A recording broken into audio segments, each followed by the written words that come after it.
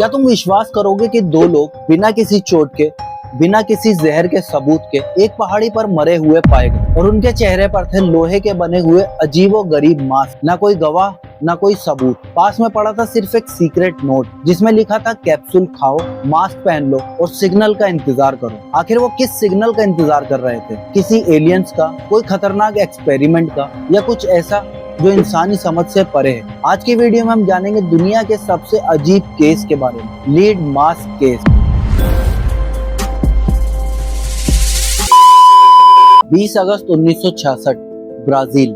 दोपहर को रियो दे जेनेरियो के पास स्थित एक विंटेम नाम की पहाड़ी पर एक लड़का पतंग उड़ा रहा था।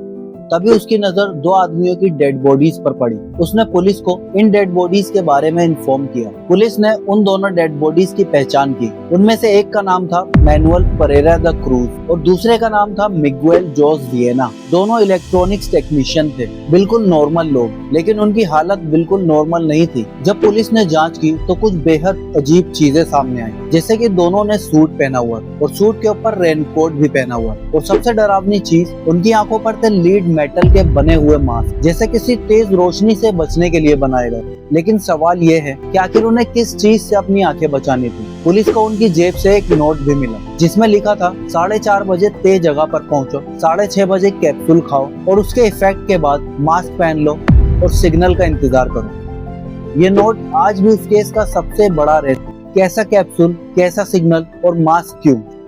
सबसे चौंकाने वाली बात, उनके शरीर पर कहीं भी एक भी चोट का निशान नहीं, कोई संघर्ष का निशान नहीं, और पोस्टमार्टम में भी मौत की वजह साफ क्लियर नहीं आई। यानी दो लोग मर गए, लेकिन कैसे मरे ये आज तक कोई नहीं जान पाया। इस केस को लेकर ब्राजील में कई थ्योरीज भी बनी, जिसमें सबसे फेमस थी एलियन कनेक्शन।